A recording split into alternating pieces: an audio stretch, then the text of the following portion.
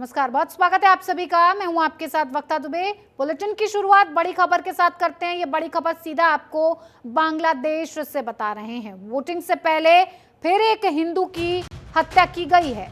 28 साल के रतन साहूकार की बेरहमी से हत्या, हाथ और पैर बांधकर चाकुओं से गोदा गया। खून से लथपथ चंपारा इलाके से ये शव मिला है। कल भी एक हिंदू व्यापारी की हत्या की गई थी, जिससे हड़कंप मच गया था। बांग्लादेश के ही एक चावल कारोबारी की हत्या हुई थी। आपको बता दें कि बांग्लादेश के लोकतंत्र के लिए सबसे बड़ा दिन है, जहां देश के 12 करोड़ लोग अपने लिए एक नई सरकार चुनने वाले हैं। और इसी बीच वहां एक और हिंदू की निर्मम हत्या ये बता रही है कि बांग्लादेश में मतदान के दौरान जब अल्पसंख्यकों की सुरक्षा नहीं हो पा रही है, तो यहाँ उनका भविष्य कैसा होगा।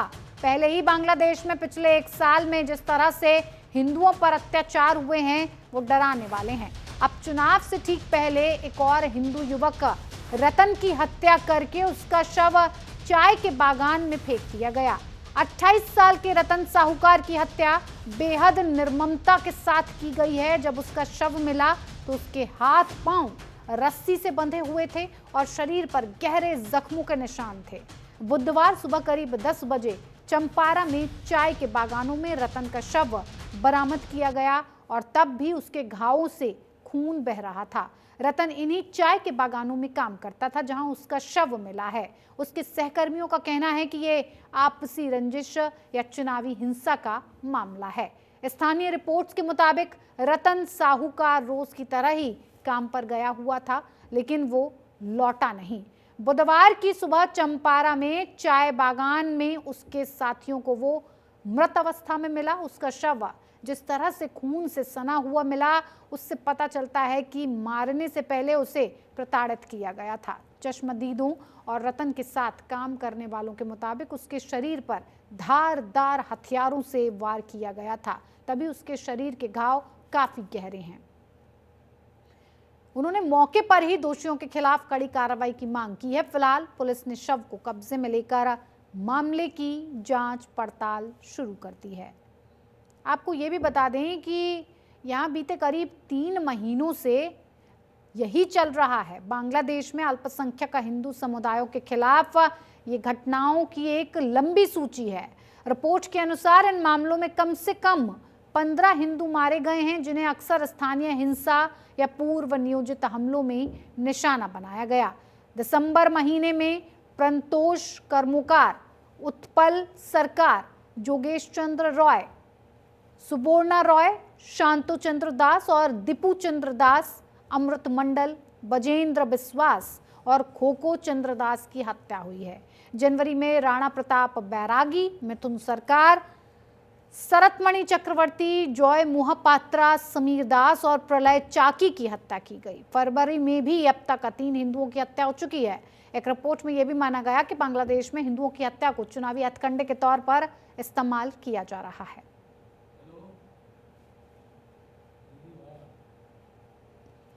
तो रतन साहूकार के पैर बांधकर चाकुओं के साथ उसे गोदा गया है।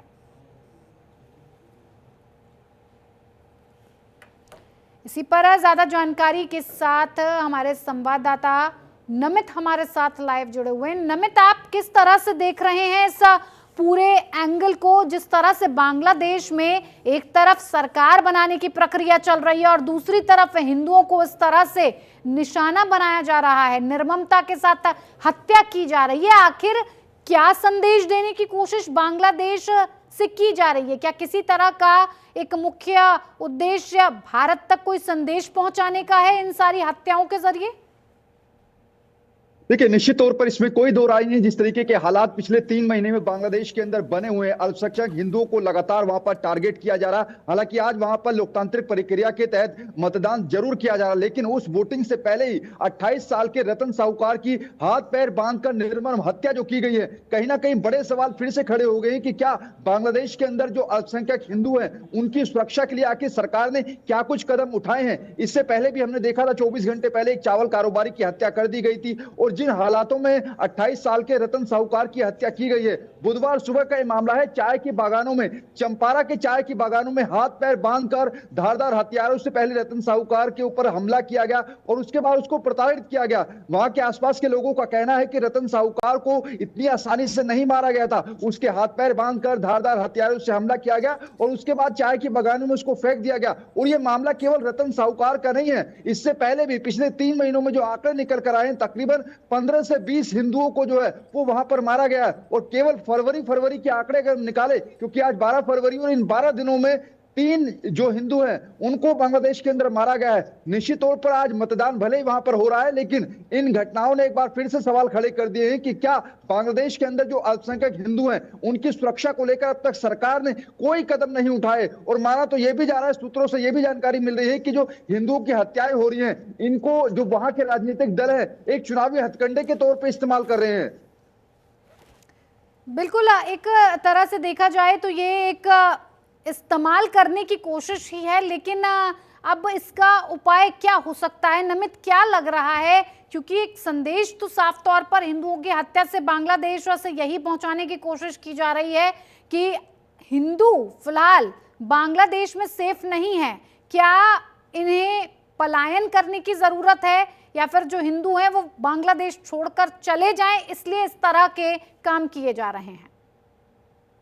देखिए, इसमें 2 चीजें हैं। पहला ये कि दीपू चंद की हत्या को भी अभी भारत भूला नहीं है, कैसे दीपू चंद को वहां पर जिंदा जला दिया गया था। उसके बाद हमारे देश के अंदर कई प्रदर्शन हुए थे, हिंदुवादी संगठनों ने सड़कों पर मार्च निकाला था और केंद्र सरकार के ऊपर भी दबाव बनाया था कि आखिर अंतर्राष्ट्रीय स्तर पर इस मुद्दे को क्यों नहीं उठाया जा रहा। तो अब यहाँ पर फिर से केंद्र सरकार के ऊपर भी सवाल खड़े होंगे कि आखिर मतदान से ठीक पहले जिस तरीके से रतन साहूकार की वहां पर हत्या की गई और पिछले 24 घंटे में 2 हिंदुओं को वहां पर मारा गया है, तो ऐसे में जो हिंदू वहां पर रह रहे हैं, सबसे पहले क्या उनको वहां से रेस्क्यू करके भारत लाया जाना चाहिए, इस पर सवाल खड़ा हो रहा है। दूसरा ये कि भारत के अंदर जो हिंदू संगठन है वो लगातार केंद्र सरकार से मांग कर रहे हैं कि आखिर अंतर्राष्ट्रीय स्तर पर क्यों वहां पर जो अल्पसंख्यक हिंदू हैं उनको बचाने की मुहिम क्यों केंद्र सरकार नहीं चला रही है। इसके अलावा जो वहां पर अल्पसंख्यक हिंदू हैं, वहां के जो कुछ राजनीतिक दल हैं या फिर जो कुछ वामपंथी लीडर्स हैं, उनका शायद ये सोच है कि वहां से जो अल्पसंख्यक हिंदू हैं वो वहां से पलायन कर जाए, क्योंकि कई ऐसे इलाके हैं जहां पर काफी संख्या अल्पसंख्यक हिंदुओं की वहां पर है, लेकिन जिन हालातों में वो अपना जीवन बसर कर रहे हैं वो किसी से छुपा नहीं है। लगातार वहां पर जो ग्राउंड रिपोर्ट निकलकर सामने आ रही है, वहां के जो अल्पसंख्यक हिंदू हैं वो एक डर के साए में रोजाना जी रहे हैं। बिल्कुल नमित, क्या ऐसा भी हो सकता है कि बांग्लादेश में जो इस तरह की घटनाएं निकलकर सामने आ रही हैं उसमें बाहरी ताकतों का भी कोई हाथ हो सकता है? देखिए, सीधा अगर देखा जाए तो हमारा शक सीधा पाकिस्तान पर ही जाता है, क्योंकि बॉर्डर से लगा हुआ एरिया है। तो ऐसे में पाकिस्तान चाहता है कि बांग्लादेश हमारा पड़ोसी देश है और भारत से संबंध ठीक न रहे, इसलिए हमेशा से वो चाहेगा कि बांग्लादेश को अपनी तरफ किया जाए। तो क्या इस तरह से पाकिस्तान का हाथ या तमाम और देशों का हाथ इसके अंदर हो सकता है? बाहरी ताकत इसमें इन्वॉल्व दिखाई दे सकती हैं? देखिए, ये जांच का विषय है, क्योंकि जिस तरीके के हालात पिछले 3 महीने वहां पर देखने को मिले हैं, लगातार हिंदुओं को टारगेट करके उनको मारा जा रहा है, हिंदुओं की किलिंग की जा रही है। ऐसे में जो पड़ोसी मुल्क है बांग्लादेश का, पाकिस्तान, हो सकता है कि उसकी भी वहां पर इन्वॉल्वमेंट जो है वो इस पूरे मामले में देखी जा रही हो। हालांकि इसको लेकर जैसा मैंने पहले ही बताया कि हमारे देश के अंदर लगातार आवाजें उठ रही हैं और केंद्र सरकार से लगातार ये मांग की जा रही है कि इस पर आखिर केंद्र सरकार क्यों हस्तक्षेप नहीं कर रहा है, क्यों इस पर जो बांग्लादेश के अंदर जो हिंदुओं को टारगेट करके मारा जा रहा है वहां की सरकार से क्यों बात नहीं हो रही है, क्यों अंतरराष्ट्रीय स्तर पर इस मुद्दे को नहीं उठाया जा रहा। क्योंकि 1-2 नहीं, 15 से ज्यादा जो हिंदुओं की हत्याएं हैं वो पिछले 2 से ढाई महीने के अंदर हो चुकी हैं। तो ऐसे में सरकार की भी जिम्मेदारी है कि आखिर जो वहां पर अल्पसंख्यक हिंदुओं के साथ इस तरीके की प्रताड़ना हो रही है उसको लेकर केंद्र सरकार भी कोई कदम उठाए। बिल्कुल बिल्कुल नमित, आप हमारे साथ बने रहिए, आगे भी हम आपसे बातचीत का सिलसिला जारी रखेंगे।